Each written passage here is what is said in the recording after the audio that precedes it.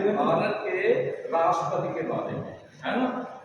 भारत का राष्ट्रपति संविधान का अध्यक्ष होता है, यानी हेड ऑफ द स्टेट।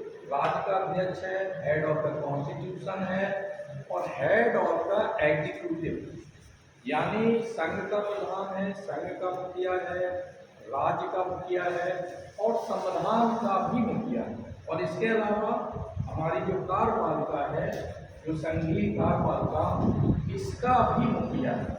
लेकिन यहाँ ये देखना है कि वो प्रधान तो है, लेकिन उसके पास जो संघीय कार्यपालिका की जो शक्तियाँ हैं वो नाम है, ही ओनली नॉमिनल है। ये राष्ट्रपति का जो हमने पद लिया है वो हमने ब्रिटेन से लिया है। कहाँ से लिया है? ब्रिटेन से हमने राष्ट्रपति का पद लिया है एज ए स्टेटस। लेकिन वैसे अगर कहा जाए तो राष्ट्रपति की व्यवस्था वहाँ तो है नहीं ब्रिटेन में, वहाँ राज्य का मुखिया राजा या रानी होती है। लेकिन आफ्टर ऑल जो हमारा राष्ट्रपति है उसकी प्रायस्थिति, उसकी शक्तियाँ, अधिकार वो बहुत कुछ ब्रिटेन की ही समान है। ठीक है, अब हम बात करते हैं राष्ट्रपति की योग्यताओं की, कि राष्ट्रपति बनने के लिए किसी व्यक्ति में, भारत के नागरिक में कौन कौन सी योग्यताएं होनी चाहिए।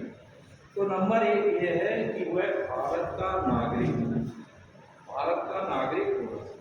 अब प्रश्न ये उठता है कि वो भारत का जन्मजात नागरिक हो या अर्जित नागरिकता हो, कैसा नागरिक होना चाहिए। तो संविधान हमें कहता है कि उसे केवल नागरिक हो, ये नहीं कहता है कि अर्जित नागरिकता हो या जन्मजात नागरिकता हो, विभाजन नहीं करता है, केवल नागरिक हो। ठीक है भाई, तो भारत का नागरिक हो। दूसरा, 35 वर्ष की आयु पूरी, कितने वर्ष की? 35 वर्ष की आयु पूरी कर चुका हो।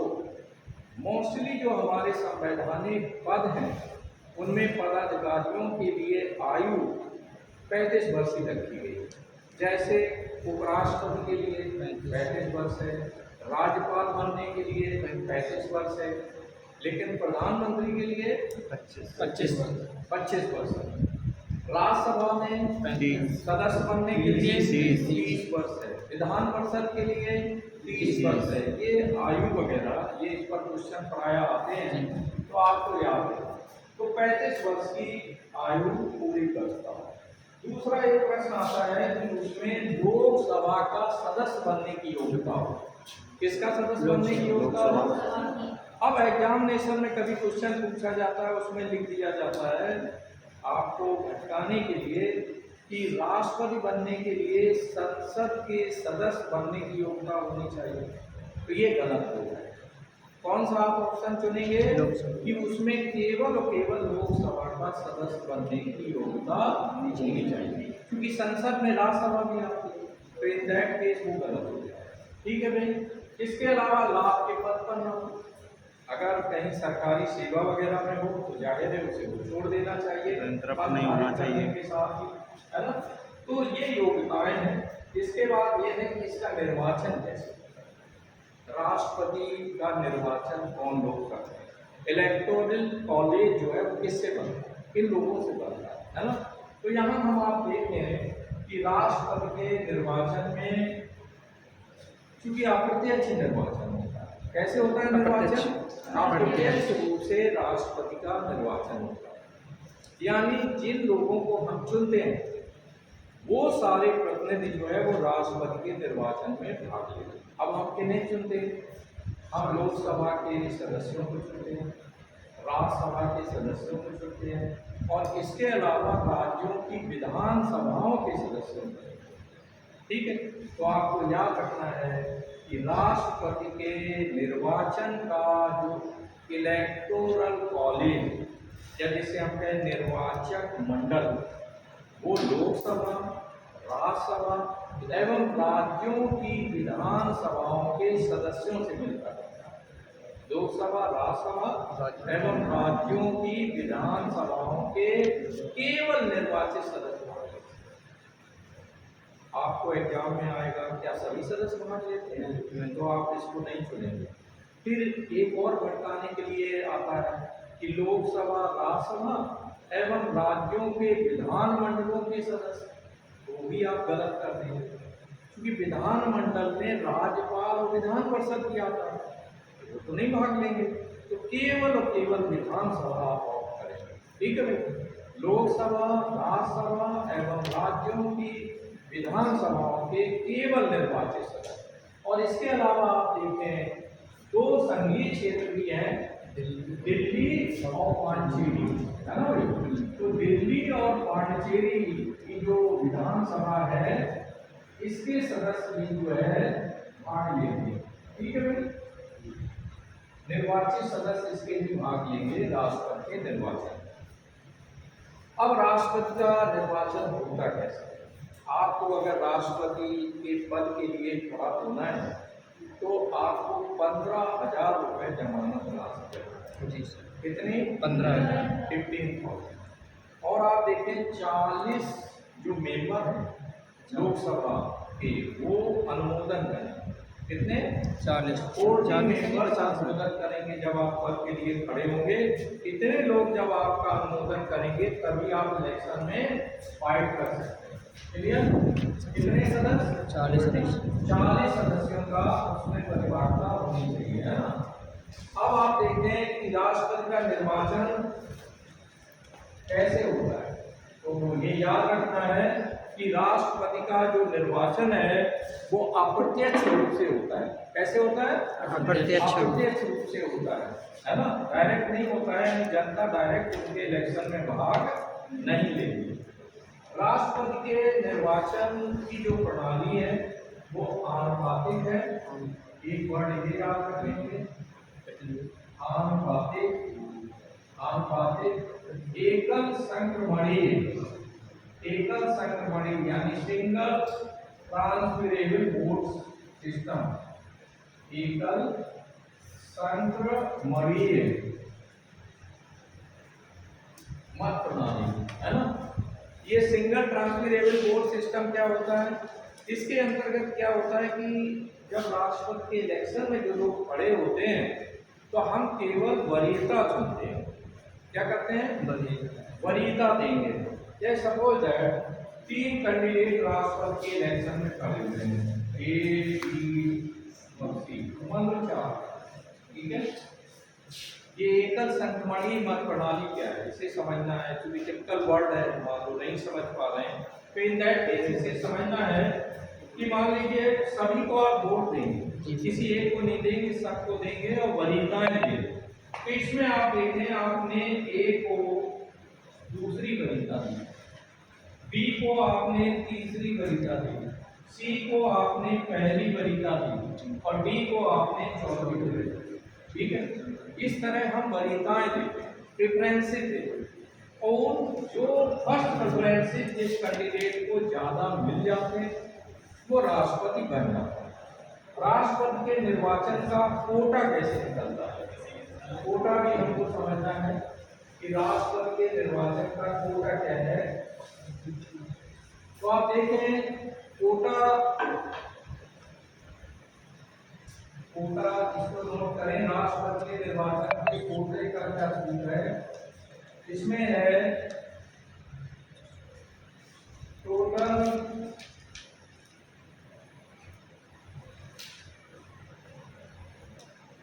कुल दिए गए मत, ठीक है।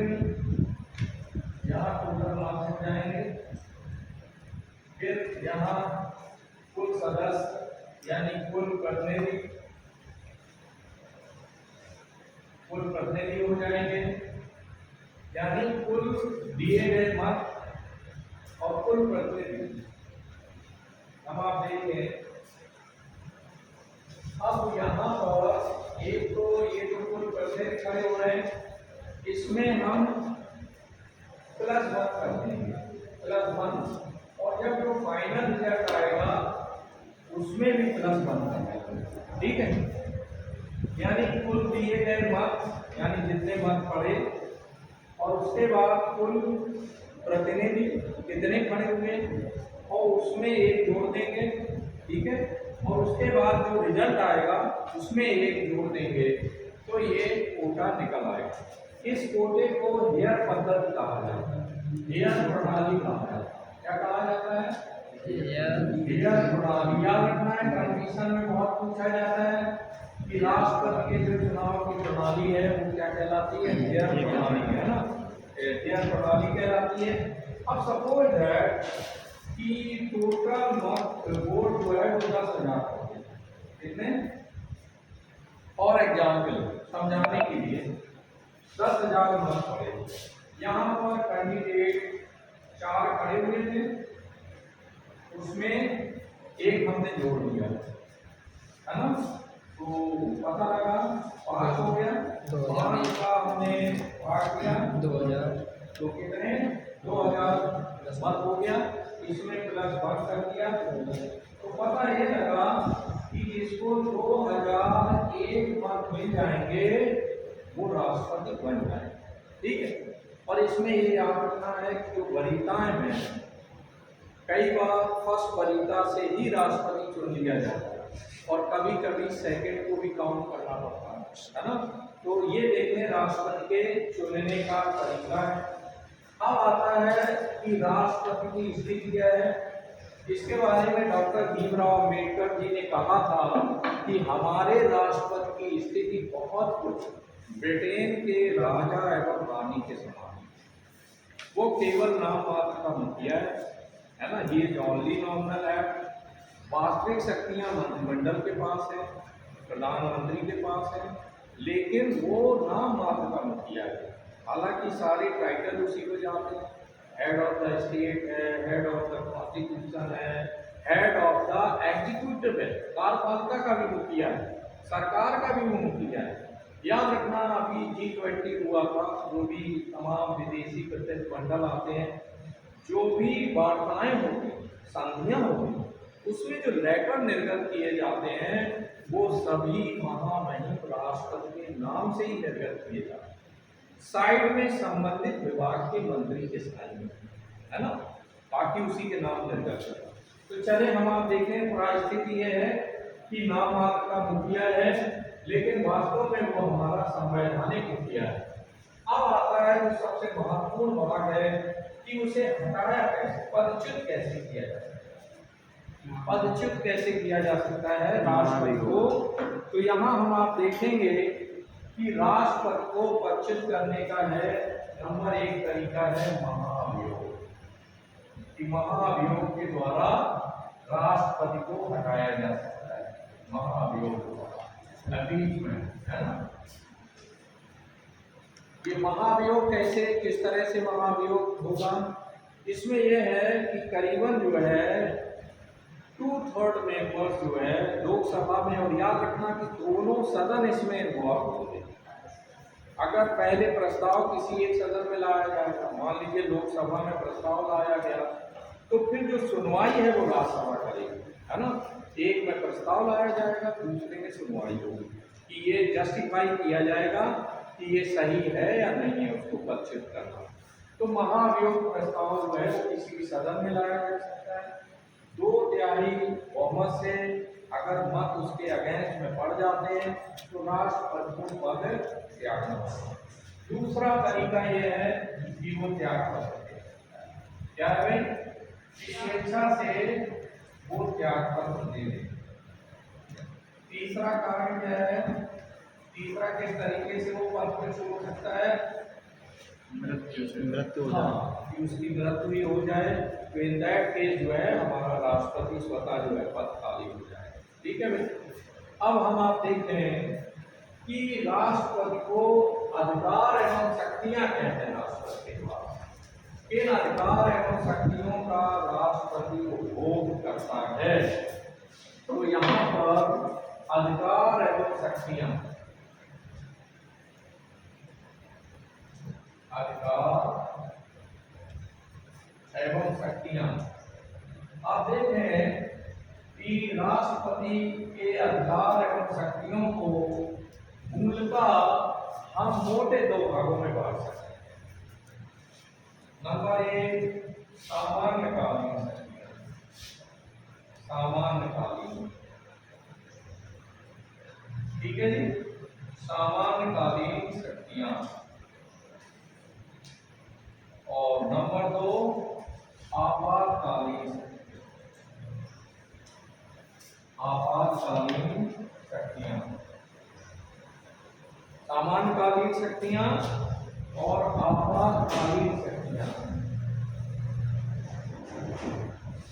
आप देखें, सामान्यकालीन शक्तियां वे शक्तियां हैं जो सामान्य काल में, जब देश में आपातकालीन स्थिति ना हो, कोई संकट ना हो, तो ऐसी स्थिति में राष्ट्रपति को कितने प्रकार की शक्तियां प्राप्त हैं। तो इसको हम फिर कैटेगराइज कर देंगे अनेक भागों में। तो नंबर 1 पर आप देखें विधायी शक्तियां, विधायी शक्तियां। नंबर 2 कार्यपालकीय शक्तियां, कार्यपालकीय।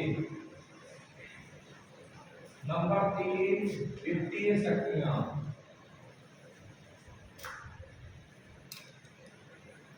नंबर 4 न्याय शक्तियां। नंबर 5 सैन्य शक्तियां।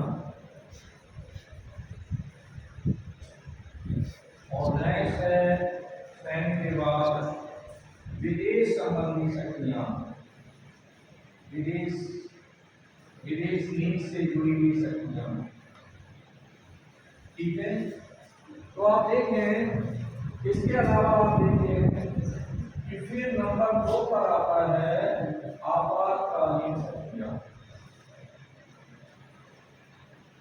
याद रखना कि एग्जाम में आपका जब डिस्क्रिप्टिव पॉइंट ऑफ व्यू से आप एग्जाम में लिखें तो इसे बोलते हैं फ्लो चार्ट। फ्लो चार्ट आपको बनाना बहुत जरूरी है, वो चाहे आप कंपटीशन में बैठे, अदरवाइज जो है आप ये होम एग्जाम में बैठे। ठीक है। फ्लो चार्ट बनाने के मायने ये है कि जो एग्जामिनर है वो इजी गोइंग वे में आपके फ्लो चार्ट से ही आपके बारे में आकलन कर लेता है कि आपको सारी जानकारी है, फिर वो डिटेल में बाद में जाएगा। तो इस फ्लो चार्ट को चाहे आप राउंडेड बना लें या इस तरह विस्तारित बना लें, इट्स डिपेंड ऑन यू, आपके ऊपर निर्भर करता है। लेकिन ये प्रस्तुतिकरण का बहुत ही अच्छा तरीका होता है कि आप फ्लो चार्ट का ज़्यादा से ज़्यादा प्रयोग करें। ठीक है। तो आप देखें आपातकालीन जो शक्तियां हैं वो भी 3 तरह की हैं, अनुच्छेद 352, 356 और 360, है ना। ये 3 आर्टिकल्स के द्वारा उसकी आपातकालीन शक्तियों का हम आप अध्ययन करेंगे। अब हम आप देखते हैं कि राष्ट्रपति की विधायी शक्तियां, राष्ट्रपति को कौन सी विधायी शक्तियां प्राप्त हैं। विधायी शक्तियों का अर्थ क्या होता है। विधायी शक्ति से अभिप्राय यह है कि चूंकि राष्ट्रपति संसद और विधायिका का अंग है, he is the part of our parliament, हमारी संसद का वो एक अंग है, तो संसद का सत्र बुलाना राष्ट्रपति का काम है, सत्र अवसान करना, संयुक्त अधिवेशन बुलाना, ये सारी शक्तियां इसी विधायी शक्तियों के अंतर्गत आती हैं। ठीक है। सत्र में पहला जब सत्र की शुरुआत हो तो उसमें अपना अभिभाषण देना, वो भी उसकी विधायी शक्तियों के अंतर्गत आता है। इसके अलावा आप देखें कि प्रधानमंत्री जब विदेश यात्रा के बाद लौटते हैं या देश के अंदर क्या कुछ चल रहा है, समय समय पर प्रधानमंत्री राष्ट्रपति से शिष्टाचार मुलाकात करते हैं और सारी सूचनाएं देते हैं कि आपका और देश में या विदेश में हम जिन देशों के भ्रमण में गए हुए थे वहाँ क्या कुछ चल रहा है। ठीक है। तो आप देखें विधायी शक्तियों के अंतर्गत सत्र को बुलाना इसकी ड्यूटी है राष्ट्रपति, है ना। सत्र को विघटित करना, सत्र अवसान करना, ये सारे काम। इसके अलावा एक होता है अध्यादेश जारी करना। जब संसद की कार्यवाही ना चल रही हो तो ऐसी स्थिति में राष्ट्रपति जो है अध्यादेश जारी करता है। अध्यादेश को अगर हम ये कहें कि ये सरकार के लिए एक प्रकार का चोर दरवाजा होता है। क्या होता है? चोर दरवाजा। हाँ, जब सरकार ये देखती है कि जब हम संसद के पटल पर कोई कानून लाएंगे और ऐसा कानून जिसका विरोध ज़्यादा होना है, तो ऐसी कंडीशन में फिर सरकार अध्यादेश के द्वारा उस कानून को लाती है कि जिससे बाद में फिर वो संसद के पटल पर रखा जाएगा, पहले इम्प्लीमेंटेशन हो जाएगा। और ये याद रखना है कि अध्यादेश का प्रभाव भी अधिनियम की तरह ही होता है ना। तो आप देखें सदन में जो तमाम तरह के विधेयक रखे जाते हैं, उन विधेयकों को, चाहे वो साधारण विधेयक हो, संविधान में संशोधन विधेयक हो, वित्त विधेयक हो, धन विधेयक हो, सभी विधेयकों पर भी राष्ट्रपति की पूर्व अनुमति या पश्चात में अनुमति दी जाती है। जैसे धन और वित्त विधेयक पर राष्ट्रपति पहले जो है अपने साइन कर देता है, और साधारण विधेयक और संविधान संशोधन विधेयक पर राष्ट्रपति बाद में साइन करता है। ठीक है, यहाँ पर साधारण विधेयक को लेकर के आपको ये याद रखना है कि संयुक्त अधिवेशन का भी प्रावधान है। साधारण विधेयक पर अगर कोई विवाद की स्थिति आ जाए तो राष्ट्रपति जो है संयुक्त अधिवेशन बुलाता है। ये प्रश्न बार बार कंपटीशन में पूछा जा रहा है कि संयुक्त अधिवेशन किस विधेयक पर बुलाया जाए, तो वहाँ 4 विकल्प होंगे: साधारण विधेयक, संविधान संशोधन विधेयक, वित्त विधेयक, धन विधेयक। किस पर टिक लगाएंगे आप? साधारण विधेयक।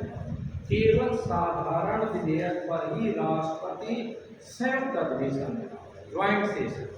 संयुक्त अधिवेशन में क्या होता है कि वहाँ लोकसभा और राज्यसभा के सदस्य एक सदन में बैठे, एक जगह, है ना, और फिर मतदान होगा। अब यहाँ ये भी समझना है कि जब संयुक्त अधिवेशन में मतदान होगा तो वो किसके फेवर में जाएगा? Running government. जहाँ जिस सदन की सदस्य संख्या ज़्यादा है, लोकसभा में ज़्यादा सदस्य हैं तो जाहिर है लोकसभा के फेवर में, या हम ये कहेंगे सरकार के फेवर में वो विधेयक पारित होगा। ठीक है, तो संयुक्त अधिवेशन। अब प्रश्न एक और आता है बार बार, संयुक्त अधिवेशन की अध्यक्षता कौन करता है? राष्ट्रपति ना, वो केवल बुलाता है, स्पीकर करता है। लोकसभा अध्यक्ष जो है संयुक्त अधिवेशन की अध्यक्षता करता है। याद रहेगा हमें, ये बार बार कंपटीशन पर पूछा जा रहा है। तो ये हो गई उसकी विधायी शक्तियाँ। इसके अलावा कार्यपालकीय शक्तियाँ राष्ट्रपति की क्या हैं? तो कार्यपालकीय शक्तियों को याद रखने के लिए आपको बड़ी बात जो याद रखनी है वो ये है कि इसमें ज़्यादातर नियुक्ति संबंधी शक्तियाँ हैं। कैसी शक्तियाँ हैं? नियुक्ति संबंधी। जैसे राष्ट्रपति लोकसभा में बहुमत प्राप्त दल के नेता को प्रधानमंत्री नियुक्त करता है और प्रधानमंत्री की सलाह पर वन मंत्रियों की नियुक्ति करता है। क्लियर हुआ? इसके अलावा आप देखें जो बड़े बड़े संवैधानिक पदाधिकारी हैं उनकी नियुक्तियां भी राष्ट्रपति करता है। जैसे अटॉर्नी जनरल हुआ, राष्ट्रपति करता है। महालेखा परीक्षक हुआ, कैग, उसकी भी नियुक्ति करता है। राज्यों में राज्यपालों की नियुक्ति करता है। न्यायपालिका में सर्वोच्च न्यायालय के मुख्य न्यायाधीश एवं अन्य न्यायाधीशों की नियुक्ति करता है। तो यहाँ इसके अलावा तीनों सेनाओं के अध्यक्षों की नियुक्ति करता है। तो पता ये लगा कि कार्यपालकीय शक्तियों में आपको याद रखना है नियुक्ति संबंधी शक्तियाँ, क्योंकि जो आप पढ़ रहे हैं ये सारा कंटेंट एग्जामिनेशन हॉल तक पहुँचना चाहिए। नहीं पता लगा यही तीसरी हो जाए और हम भूल जाए। आगे आप देखें राष्ट्रपति की वित्तीय शक्तियाँ क्या हैं। वित्तीय शक्तियों के अंतर्गत राष्ट्रपति लोकसभा के पटल पर बजट बनवाता है। देश की संचित निधि एवं आकस्मिक निधि, 2 निधियां होती हैं। इन दोनों निधियों पर राष्ट्रपति का प्रभाव रहता है। राष्ट्रपति की अनुमति के बगैर ना तो संचित निधि से पैसा निकाला जा सकता है और ना आकस्मिक निधि से पैसा निकाला जा सकता है। आपसे एक मोटा प्रश्न पूछ दिया जाए कि देश के खजाने का नाम क्या है? संचित निधि, कंसोलिडेटेड फंड ऑफ इंडिया। ठीक है, सारा पैसा जो आप लोगों से टैक्सेशन के जरिए लिया जाता है, सरकार को जो आय होती है वो सब का सब पैसा संचित निधि में जमा होता है। इसी प्रकार से उसी संचित निधि से पैसा निकाल करके क्रमशः व्यय किया जाता है। जैसे सरकारी अधिकारियों को, संवैधानिक पदाधिकारियों को ये जो वेतन दिए जाते हैं वो सब के सब संचित निधि से दिए जाते हैं। जिस तरह केंद्र सरकार की संचित निधि है, इसी प्रकार से विदेशों में भी संचित निधि होती है। ठीक है, एक आकस्मिक निधि होती है। आकस्मिक निधि का प्रावधान है, किया गया है संविधान निर्माताओं ने कि आफ्टर ऑल जब कोई आकस्मिक संकट आ जाए, जैसे बाढ़ आ जाए, भूकंप आ जाए, तो इन आपदा की स्थितियों में फिर पैसा जो व्यय किया जाता है वो तुरंत आकस्मिक निधि से किया जाता है। तो आकस्मिक निधि पर भी हमारे राष्ट्रपति का प्रभाव होगा और राष्ट्रपति की अनुमति के बगैर आकस्मिक निधि से पैसा नहीं निकाला जा सकता। नियंत्रक एवं महालेखा परीक्षक अपनी रिपोर्ट जो है बाकायदे राष्ट्रपति को देता है और उसके बाद उसको लोकसभा के पटल पर रखा जाता है। ठीक है, आप देखें लोक लेखा समिति उसकी जांच करती है, जिसमें विपक्ष का जो नेता होता है वो लोक लेखा समिति का अध्यक्ष होता है।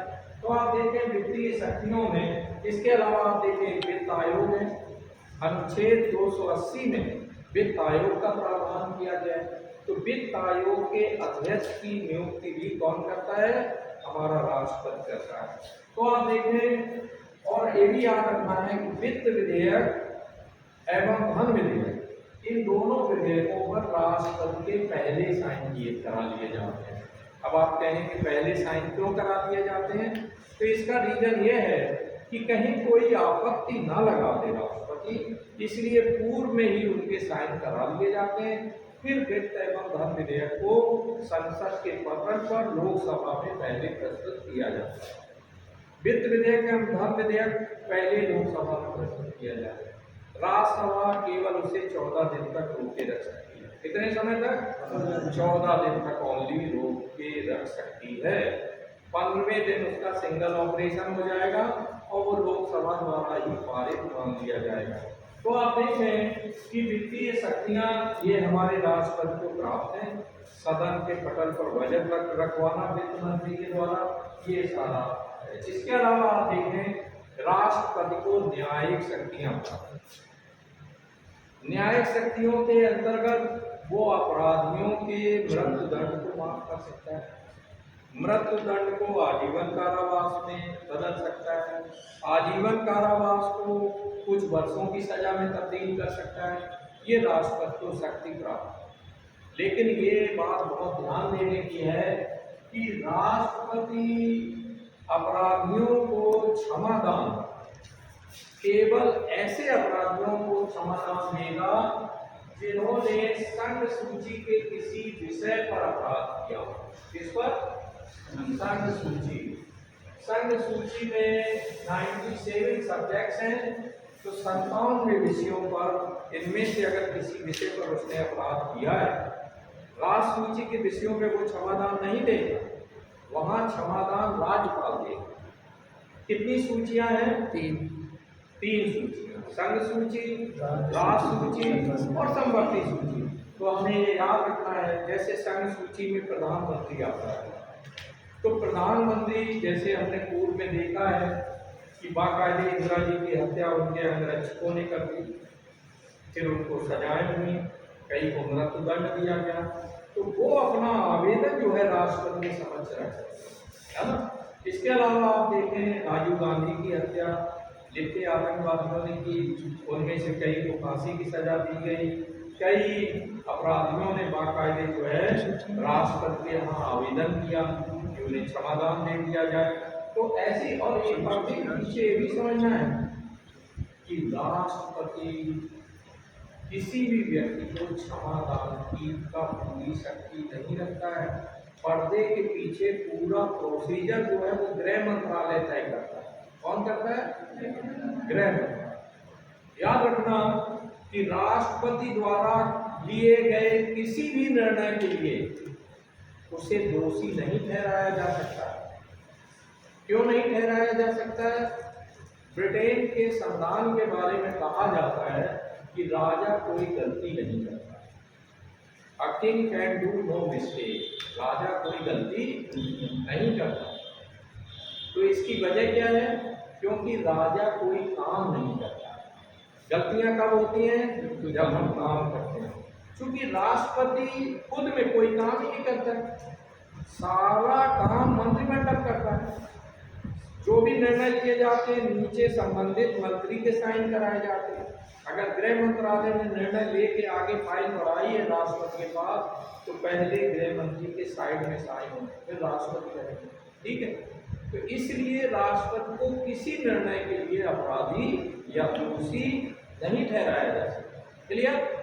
तो राजा कोई गलती नहीं करता, क्योंकि राजा कोई काम नहीं करता, दूसरे लोग उसका काम करते हैं। ठीक है, तो न्यायिक शक्तियों में आ जाता है कि जितने भी न्यायिक आयोग बनते हैं उन आयोगों की नियुक्ति भी जो है राष्ट्रपति करता है। देश का सबसे बड़ा न्यायिक अधिकारी कौन होता है?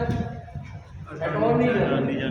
तो अटॉर्नी जनरल या महान्यायवादी, इसकी नियुक्ति भी राष्ट्रपति करता है। कौन करता है भाई? राष्ट्रपति। महान्यायवादी का काम क्या है? महान्यायवादी का काम है कि वो सरकार की ओर से अधिवक्ता हो। सरकार की ओर से सर्वोच्च न्यायालय और उच्च न्यायालय में जो पक्ष रखने का काम है वो अटॉर्नी जनरल का है। एक प्रश्न आ जाता है कंपटीशन में कि वो कौन सा संवैधानिक पदाधिकारी है जो लोकसभा और राज्यसभा का सदस्य न होने के बावजूद वो उन सदनों की मीटिंग में भाग ले सकता है? महान्यायवादी है। तो महान्यायवादी की नियुक्ति कौन करता है? राष्ट्रपति करता है। इसी न्यायिक शक्तियों में आ जाता है कि वो सर्वोच्च न्यायालय, उच्च न्यायालय के मुख्य न्यायाधीशों एवं अन्य न्यायाधीशों की नियुक्ति करता है। ठीक है, और जो आपको अभी बताया हमने कि समाधान का अधिकार भी उसे प्राप्त है। लेकिन ये एग्जाम में याद रखना है कि केवल पोषण सूची से संबंधित विषयों में अगर किसी ने अपराध किया है तभी वो समाधान देगा। नेक्स्ट आता है सैन्य शक्तियां।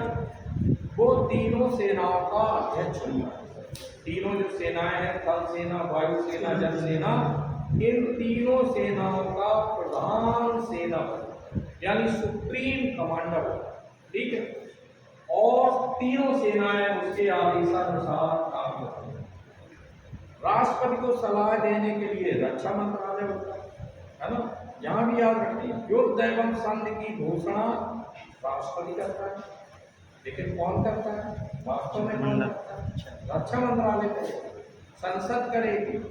राष्ट्रपति केवल घोषणा करने वाला अधिकारी है ना। क्योंकि याद रखना है हमेशा कि उसके पास केवल नाम मात्र की शक्तियां हैं, हर जगह उसके हाथ बंधे हुए। क्या विधायी शक्तियों के अंतर्गत, कार्यपालिकी शक्तियों के अंतर्गत क्या राष्ट्रपति किसी भी व्यक्ति को प्रधानमंत्री बना सकता है?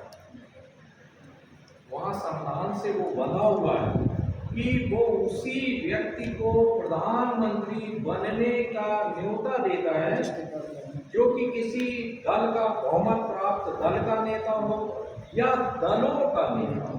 कभी कभी गठबंधन सरकारें बनती हैं, तो गठबंधन सरकारों में जिस गठबंधन के पास बहुमत होता है उसके नेता को राष्ट्रपति प्रधानमंत्री पद के लिए बुलाएगा, उसे शपथ दिलाएगा, और फिर अन्य मंत्रियों की नियुक्ति में वो प्रधानमंत्री की सलाह से बंधा हुआ है। ये नहीं कह सकता कि नहीं मेरी मर्जी से फला को और देखो, है ना, सीलेस को चुनो, ठीक है, अच्छा कैंडिडेट है, तो ये नहीं होगा। राष्ट्रपति की इच्छा नहीं चलेगी, प्रधानमंत्री की सलाह से ही वो नियुक्तियां करेगी। तो आगे आप देखें सैन्य शक्तियों में वो सुप्रीम कमांडर है ना। युद्ध संधि सारी घोषणाएं वो करता है। जब युद्ध और संधि के जो प्रपत्र तैयार होते हैं वो राष्ट्रपति के ही लेटर पैड पर होते हैं। उसमें सीधे ऊपर लैंग्वेज लिख दी जाती है, महामहिम के निर्देशानुसार संधि नंबर 1, 2, 3, 4 जो भी पॉइंट्स डाले जाएं वो सारे लिखे जाते हैं। लेफ्ट साइड में रक्षा मंत्री के साइन होते हैं, राइट हैंड में राष्ट्रपति के साइन। क्लियर? तो इस तरह से आप देखें ये सैन्य संबंधी जो भी खरीदारियां होती हैं सैन्य क्षेत्र में बड़ी बड़ी, वहां पर भी राष्ट्रपति की अनुमति लेना बहुत ही जरूरी जरूरी है, सैन्य अभ्यास एटसेट्रा ये सब कर। फिर आता है विदेश नीति। विदेश नीति का भी करता धरता राष्ट्रपति है, राष्ट्रपति है लेकिन राष्ट्रपति नहीं है, इसे भी समझना है। यानी जितनी भी विदेशी आगंतुक आते हैं, मेहमान आते हैं, सभी का स्वागत राष्ट्रपति भवन में किया जाता है ना।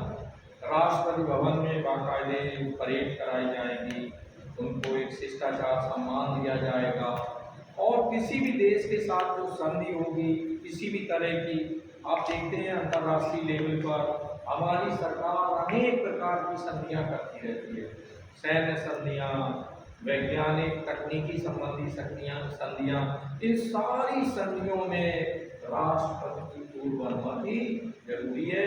राष्ट्रपति के लेटर पैड पर ही वो सारी संधियां, ठीक है।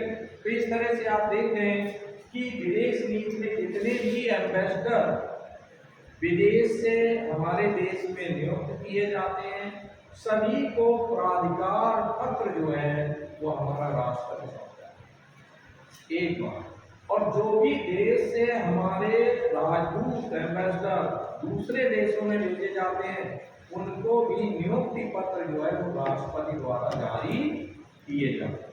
तो इस तरह से आप देखें कि विदेश नीति का भी करता धरता हमारा राष्ट्रपति है, लेकिन कैसे नहीं है, वहाँ विदेश नीति में जो भी मेन निर्णय होते हैं वो प्रधानमंत्री और विदेश मंत्री द्वारा तय किए जाते हैं, राष्ट्रपति का केवल नाम यूज किया जाता है। क्लियर हुआ? तो आप देखें ये जो शक्तियां राष्ट्रपति की हैं, ये सब की सब सामान्यकालीन शक्तियां हैं। सामान्यकालीन शक्तियों में राष्ट्रपति इन तमाम शक्तियों का उपयोग करता है, ठीक है। इसके बाद उसकी आपातकालीन शक्तियां उसको मिली हुई। अनुच्छेद 352 के अंतर्गत जो हमारा राष्ट्रपति है वो बाहरी आक्रमण, युद्ध या सशस्त्र विद्रोह की स्थिति, अगर किसी देश के साथ युद्ध हो जाए या कोई देश बाहरी आक्रमण हमारे ऊपर हो जाए या देश के अंदर सशस्त्र विद्रोह हो जाए, तो ऐसी कंडीशन में अनुच्छेद 352 के अंतर्गत वो पूरे देश में आपातकाल की घोषणा करता है, ठीक है। अब हमें ये देखना है कि पहले एक शब्द हुआ करता था आंतरिक अशांति। 44वें संविधान संशोधन के द्वारा आंतरिक अशांति की जगह सशस्त्र विद्रोह कर दिया गया। आप कहेंगे सर ऐसा क्यों कर दिया गया? तो रीजन ये है कि श्रीमती इंदिरा जी ने अपने पीरियड में बाकायदे आंतरिक अशांति शब्द का उपयोग किया। उन्होंने आंतरिक अशांति के आधार पर पूरे देश में जो है आपातकाल की घोषणा कर दी थी। विपक्ष के सारे नेताओं को जेल में डाल दिया था और परिवार नियोजन इत्यादि जो स्कीमें चलाई गई थी जोर जबरदस्ती, जिसकी वजह से जब जनता पार्टी की सरकार अस्तित्व में आई तो 1978 में उन्होंने 44वां संविधान संशोधन किया और उसमें बाकायदे व्यवस्था की कि अब राष्ट्रपति तब तक जो है राष्ट्रीय आपातकाल की घोषणा नहीं करेगा जब तक सशस्त्र विद्रोह की आशंका न हो। तो आंतरिक अशांति हटा गया, क्योंकि आंतरिक अशांति शब्द जो है वो क्लियर नहीं है। कोई भी प्रधानमंत्री कभी भी कह सकता था भाई आंतरिक अशांति का माहौल है ना, तो उसी का दुरुपयोग किया इंदिरा जी ने। तो इसलिए जनता पार्टी की गवर्नमेंट ने बाकायदे इसको हटा दिया। और साथ ही साथ आपको ये भी याद रखना है कि अनुच्छेद 20 एवं 21 ये कहा गया कि आपातकाल की स्थिति में ये दो अनुच्छेद जो मौलिक अधिकार हैं वो नागरिकों से नहीं छीने जाएंगे। ये भी 44वें संविधान संशोधन के द्वारा ऐसा किया गया। इसके अलावा आप देखें, अब प्रश्न ये आता है कि जब 352 आर्टिकल का इम्प्लीमेंटेशन हो जाएगा, वो प्रभावी हो जाएगा, तो उसके प्रभाव क्या होंगे? उसके प्रभाव क्या होंगे? प्रभाव नंबर यह है कि सारे नागरिकों के मौलिक अधिकार छीन लिए जाएंगे, अनुच्छेद 20 एवं 21 को छोड़ देंगे, है ना। सभी तरह की आपकी स्वतंत्रताएं समाप्त हो जाएंगी, है ना। तो ये सारा प्रभाव 352 का रहता है, इसको राष्ट्रीय आपातकाल कहते हैं। इसका प्रयोग अब तक 3 बार, कितनी बार? 3 बार हुआ। फिर 356, ये राज्यों में अगर संवैधानिक तंत्र विफल हो जाए तो उसके आधार पर राज्यपाल की संस्तुति के आधार पर राष्ट्रपति किसी भी प्रदेश में 356 के अंतर्गत उस प्रदेश की सरकार को भंग है ना, और राज्यपाल राष्ट्रपति शासन लग जाएगा और राष्ट्रपति के प्रतिनिधि के रूप में राज्यपाल के अंडर में पूरा शासन आ जाएगा। इसमें भी आपकी जो भी स्वतंत्रताएं हैं, मौलिक अधिकार हैं, वो सीज हो जाते हैं। और आप देखें जो विधानमंडल की शक्तियां हैं वो केंद्रीय संसद में चली जाती हैं, कानून बनाने का काम वहां से होने लगता है। 360 में वित्तीय आपातकाल का प्रावधान किया गया है कि अगर राष्ट्रपति को ऐसा आभास हो जाए कि देश की वित्तीय परिस्थितियां ठीक नहीं है तो ऐसी कंडीशन में वो अनुच्छेद 360 का प्रयोग करते हुए पूरे देश में वित्तीय आपातकाल की घोषणा कर देगा, जिसके अंतर्गत जो भी कर्मचारी हैं उनके वेतन जो है आधे किए जा सकते हैं, कम किए जा सकते हैं, पूरे भी देने से मना किया जा सकता है। ये आपका जो है वित्तीय आपातकाल का प्रभाव रहेगा, मौलिक अधिकार सीज हो जाएंगे। और इसके अलावा आप देखें कि इस वित्तीय आपातकाल की स्थिति में जो सर्वोच्च न्यायालय, मुख्य न्यायालय, उच्च न्यायालय के मुख्य न्यायाधीश, राष्ट्रपति, उपराष्ट्रपति, इन संवैधानिक पदाधिकारियों को वेतन मिलता रहेगा, लेकिन अन्य कर्मचारियों और पदाधिकारियों के वेतन में कटौती की जा सकती है। तो राष्ट्रपति का पद बहुत ही महत्वपूर्ण है, बहुत ही गर्मा में पद है। राष्ट्रपति को कितना वेतन मिलता है? 5 लाख रुपए वेतन दिया जाता है और इसके अलावा सभी देय भत्ते दिए जाते हैं। और इसके अलावा 3 आवास रहने के लिए, राष्ट्रपति भवन, जो ज्यादातर राष्ट्रपति भवन में राष्ट्रपति निवास करते हैं। इसके अलावा हैदराबाद में एक निलयम बना हुआ है जहाँ वो बसंत के मौसम में जाते हैं, अब जाए या ना जाए। और दूसरा है शिमला का राजभवन, वहाँ सर्दियों के मौसम में पहाड़ों के बीच में एक राजभवन बना हुआ है ना, तो वहाँ पर लोग बाकायदे गर्मियों से बचने के लिए राजभवन में ठहर सकते हैं। तो बहुत सारी सुविधाएं हैं, सारी देसी विदेशी कारों से लेकर हर तरह के संसाधन जो है राष्ट्रपति को प्राप्त है। तो आज इतना है।